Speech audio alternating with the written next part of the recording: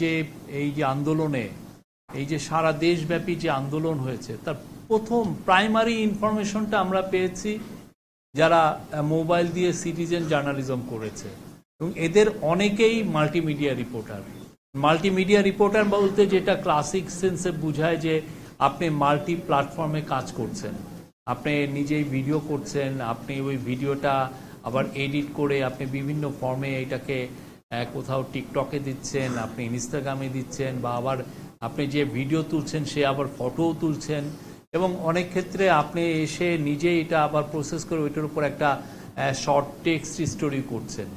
যে আপনার কাজের যে ব্যাপ্তি, এই কাজটা অনেক বিশাল আপনার কাজ। আমরা যারা বড় হয়েছি জার্নালিজমে, আমরা একটা ছোট কাজ করেছি। আমরা যারা লেখালেখি করেছি সারা জীবন লেখালেখি করেছি। আমরা যারা টিভিকে নিয়েছি তার একটা বুম হাতে নিয়ে সারা দিন টিভি জার্নালিজম করেছি। আপনারা এসে কাজটাকে অনেকভাবে করেছেন। কাজটা অনেক ক্ষেত্রে আপনি যে ছবিটা তুলছেন সেটা হয়তো পুলিশার প্রাইজ পাচ্ছে না, বা ছবিটা খুব এসেনশিয়াল। আপনি যে ভিডিওটা তুলছেন, ভিডিও করছেন, সেই ভিডিওটা হয়তো বা খুব বড় পুরস্কার পাবে না, বাট এটা খুব এসেনশিয়াল। এবং আপনি এসে যে কাজটা করে খুব দ্রুত অনলাইনের পাঠককে যে আপনি তাড়াতাড়ি একটা নিউজ ডেলিভার দিচ্ছেন, সেটাও খুব এসেনশিয়াল। পুরো বাংলাদেশের সত্যিকার অর্থে শেখ হাসিনার আমলে কোনো মিডিয়া ফ্রিডম ছিল না। আপনারাই প্রথম, আপনাদের হাত দিয়ে এই হাসিনাকে আমরা পুশব্যাক করেছি। আপনারা মিডিয়া ফ্রিডমটা খুব স্মার্টলি আপনারা আবার রিস্টোর করাতে সাহায্য করেছেন। মাল্টিমিডিয়া রিপোর্টারদের আমি গুণ কীর্তন সারাদিন ধরে করতে পারবো। এবং আপনি এই যে আমাদের এখানে যে 5 জন শহীদ হয়েছেন, এটা সবাই মাল্টিমিডিয়া রিপোর্টার। তাদের যে অবদান বাংলাদেশের এই যে একটা মানে অভূতপূর্ব গণ অভ্যুত্থানে তাদের যে অবদান, এটা আমরা সারা জীবন মনে রাখবো। আপনি দেখেন, আপনারা যখন প্রেস ক্লাবে উঠেন তখন আপনি দেখবেন যে স্বর্ণাক্ষরে লেখা আছে যেই আমাদের যেই সাংবাদিকরা 1971-এ যারা মারা গিয়েছে, যাদেরকে খুন করা হয়েছে। ঠিক এই যে আজকে যে এই 5 জনের নাম এখানে আসছে, আমি আবারও পড়ি তাদের নাম, আমি আবারও পড়ি, তাদের নামটাও সারা জীবন স্বর্ণাক্ষরে থাকবে। এবং এটার জন্য আমি মনে করি মাল্টিমিডিয়া রিপোর্টার্স অ্যাসোসিয়েশনকে আমরা সবাই একসাথে আমরা হাততালি দিই। শহীদ হাসান মেহেদি, শহীদ শাকিল হোসেন, শহীদ আবু তাহেদ মোহাম্মদ তুরাব, শহীদ প্রদীপ কুমার ভৌমিক, শহীদ তাহির জামান প্রিয়। তাহির জামান প্রিয়র জীবনী তার মা কিছুদিন আগে বলে গেছেন, আমরা চোখের পানি ধরে রাখতে পারিনি। কি মানে কি ব্রিলিয়ান্ট একটা জার্নালিস্ট, কিভাবে নির্মমভাবে তাকে খুন করা হয়েছে। শহীদ হাসান মেহেদিকে তার পাশের থেকে তাকে গুলি করে মারা হয়েছে, ছড়া গুলি, হাজার হাজার গুলি করে তাকে মেরে ফেলা হয়েছে। বাংলাদেশে আপনাদের যে ভূমিকা, এটা কল্পনাতীত। আর একটা সবচেয়ে বড় জিনিস কি, আমরা এতকাল খুব 2 ডাইমেনশনাল জিনিস দেখতাম। যেন আমি এই যে আপনি কালকে দেখেন যে ঘটনাটা যেটা ঘটলো, সেখানে আপনি যদি ছবি, আপনার যদি কেউ মাল্টিমিডিয়া রিপোর্টার বা কোনো সিটিজেন জার্নালিস্ট বা কোনো টিভি জার্নালিস্ট যদি ফুল ফুটেজটা যদি না থাকতো, তাহলে কিন্তু আমরা সবাই মিলে এই পুলিশের এই অফিসারকে, এসি মামুনকে ব্লেম করতাম। ছবিটা আসছে যে উনি একটা মেয়েকে ইয়ে করছেন, কিন্তু ছবিটা তো বোঝা যাচ্ছে না উনি কি আঘাত করছেন নাকি উনি সরিয়ে দিচ্ছেন, সকিয়ে দিচ্ছেন, এটা তো বোঝা যাচ্ছে না। কিন্তু সবাই ইন্টারপ্রেট করছে যে উনি তাকে চড়াও হয়েছেন, একটা পত্রিকায় দেখলাম চড়াও হয়েছে। এখন আমরা যারা ভিডিও পরে দেখলাম, তখন এসে কিন্তু অনেকের চোখ খুললো যে আসলে কি হয়েছে। ঠিক তেমনি সারা বাংলাদেশে যে অনেক ঘটনা, একটা আমরা যেমন ফ্যাক্ট চেক করি, একটা ছোট 10 সেকেন্ডের একটা ভিডিও দেখে অনেকে কনফিউজ হয়ে যেতে পারে। তো ওইটার যে বাইরের যে আপনি 10 মিনিটের যার ফুটেজ আছে, তা দেখে আপনি বুঝতে পারেন যে ঘটনাটা আসলে কি ঘটেছে। আপনার মনে আছে যে ইন্টারন্যাশনাল একটা লিগাল রাইটস গ্রুপ, তারা যাত্রাবাড়ি কিলিংয়ের উপর একটা 15 মিনিটের একটা ডকুমেন্টারি করেছে, আপনারা দেখেছেন। এই যে জুলাই অগাস্টের এই যে গণজাগরণে যে ভয়ানক ম্যাস মার্ডার হয়েছে, এই ম্যাস মার্ডারের সবচাইতে ইউনিক দলিলগুলোর একটা হচ্ছে এই এই যে ইন্টারন্যাশনাল যে লিগ্যাল রাইটস গ্রুপ যেটা করেছে, এটা একটা বড় দলিল। এই বড় দলিলটা কিভাবে তৈরি হয়েছে জানেন? আপনারা দেখেছেন এটা? এই দলিলটা তৈরি হয়েছে, এই যে ডকুমেন্টারিটা তৈরি হয়েছে আপনাদের মতো মাল্টিমিডিয়া রিপোর্টারদের ভিডিওর কাজ দেখে। ওরা ৬,০০০ এরকম ভিডিও জোগাড় করেছে, ৬,০০০। সেটা দিয়ে ওইটাকে ওইখান থেকে একটার পর একটা, কারণ আপনার জানতে আছে এই লোকটার দেখা গেল একটা লোকের একটা পাশের ছবি একটা ভিডিওতে আসছে, আর একটা ভিডিও নিয়ে এসে আর একটা পাশ মিলালো, একটা লোকের পুরো ছবিটা আসছে না, সব ৭-৮টা ছবি ভিডিও দেখে বোঝা যাচ্ছে। এবং এই যে ছবি তোলা, এই যে ভিডিও তোলা, এটা আপনারা রিস্ক নিয়ে সাথে দাঁড়িয়ে থেকে এগুলো করার কারণে সবাই জেনেছে যে এই যে আপনার যে মহৎ একটা কাজ, মানে আপনাদের আমি অবাক হয়ে যাই, কোনো বুলেট প্রুফ ভেস্ট নাই, মাথায় হেলমেট নাই, কিচ্ছু নাই, তার কি কি হৃদয় দিয়ে আপনার কাজটা করেছেন। মানে এটা তো সবাই মিলে আপনাদেরকে স্যালুট করা উচিত। এই জার্নালিজম বাংলাদেশে, এই যে একটা অকুতভয় জার্নালিজম, এটা আমরা খালি গল্প পড়ে আসছি। আমরা যাদেরকে জানতাম যে যেগুলো অকুতভয় জার্নালিস্ট, পরে দেখি সব অকুতভয় না, সব চামচা জার্নালিস্ট। হ্যাঁ, তারা এর থেকে টাকা নেন, ওর থেকে টাকা নেন, এর থেকে একটা প্লট নেন, এই ধান্দাবাজি করে গেছে। বাংলাদেশে অকুতভয় জার্নালিস্ট থাকলে এই মাল্টিমিডিয়া রিপোর্টাররা আছে, বাংলাদেশে অকুতভয় জার্নালিস্ট থাকলে ফটোগ্রাফাররা আছেন, একদম দাঁড়িয়ে থেকে পাশে, বা ভিডিও কিছু জার্নালিস্ট আছেন, দাঁড়িয়ে থেকে আপনি একটা ভিডিও নিচ্ছেন, দাঁড়িয়ে থেকে আপনি ফটো নেন। সেটা দেখে ইউএন যে ফ্যাক্ট ফাইন্ডিং রিপোর্ট করেছে, আপনারা জানেন ইউএন ফ্যাক্ট ফাইন্ডিং মিশনে তারা বলেছে যে ১৪০০ লোককে খুন করা হয়েছে, এবং এই খুনটার মূল দায়ী হচ্ছে শেখ হাসিনা। এবং তারা বলছে যে শেখ হাসিনা এবং তার সাঙ্গপাঙ্গদের এগেনস্টে একটা পটেনশিয়াল ক্রাইমস এগেনস্ট হিউম্যানিটি করা উচিত।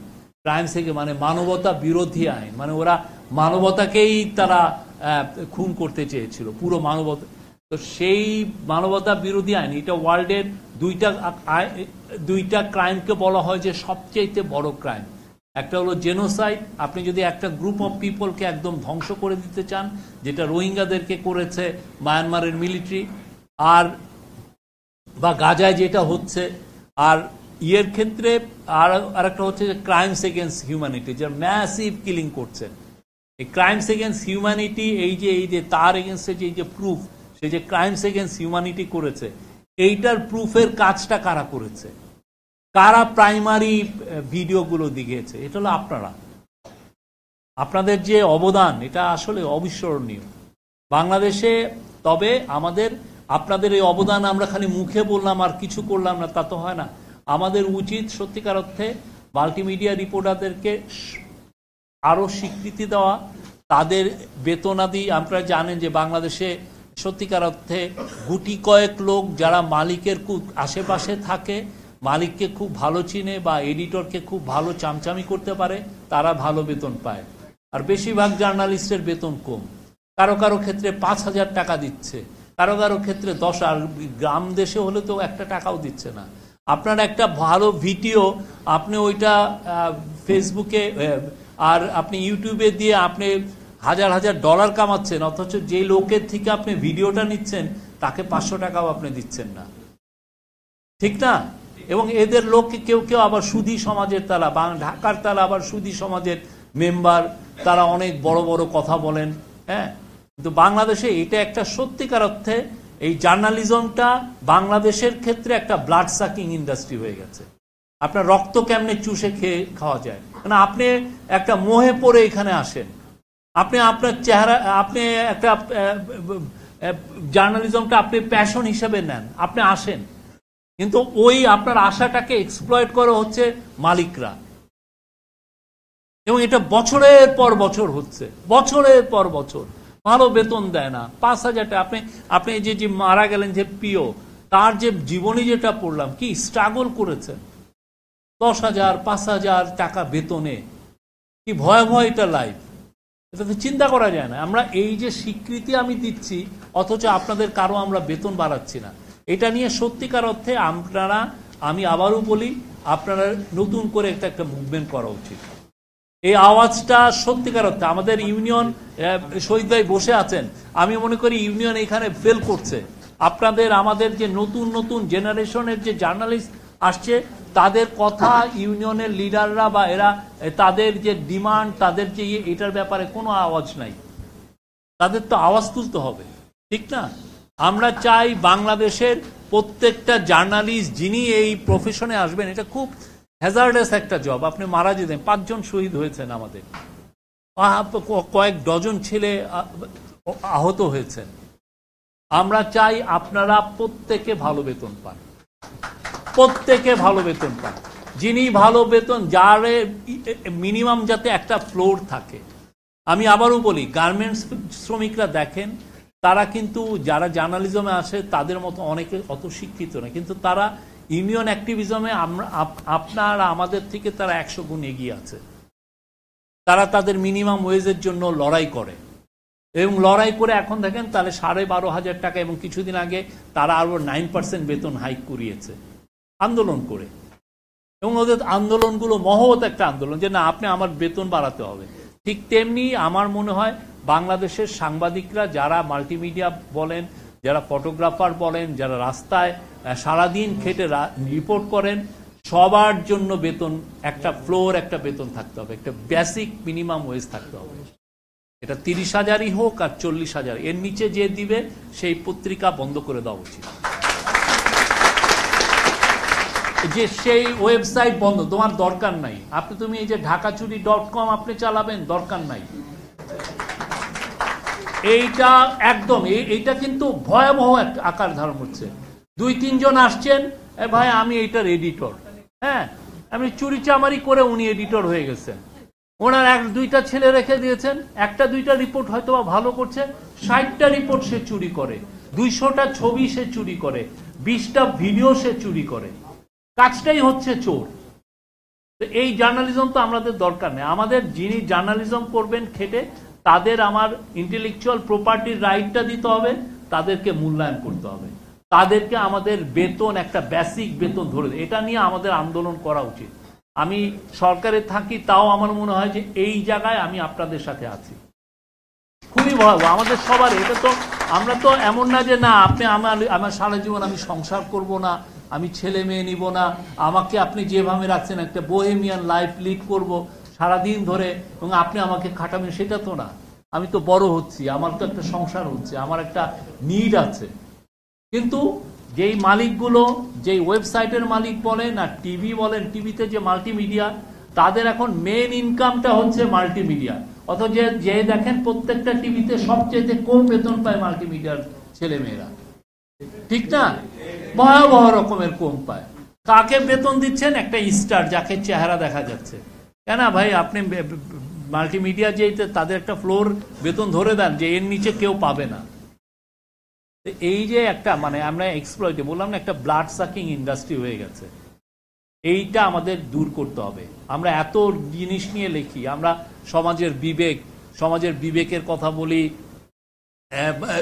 সোসাইটিতে যত রকমের অন্যায় অবিচার আসে সেগুলো আমরা তুলে ধরি। আর আমরা যে বছরের পর বছর, ডিকেডসের পর, দশকের পর দশক আমাদেরকে যে এই অন্যায় অবিচারের শিকার হতে হচ্ছে, আমরা ভালো বেতন পাচ্ছি না, আমাদেরকে ভালো বেতন দিচ্ছে না, সেটা নিয়ে আমরা একটা আওয়াজও তুলতে পারি না। এর চেয়ে তো আমরা তো মানে দুঃখে তো মরে যাওয়া উচিত আমাদের। এটা নিয়ে সত্যিকার অর্থে আপনারা কাজ করেন, এটা নিয়ে আওয়াজ তুলেন। আপনাদের, আমি মনে করি আপনাদের খুব দ্রুত একটা অফিস হওয়া উচিত। আপনাদের ভালো ভালো কাজের উপরে অ্যানুয়াল আপনারা একটা পুরস্কার প্রবর্তন করা উচিত। Vision hot and cool AC 4-way solenoid valve টেকনোলজিতে হিটিং ও কুলিং দুই মোডেই কাজ করে সমানভাবে। Vision hot and cool AC.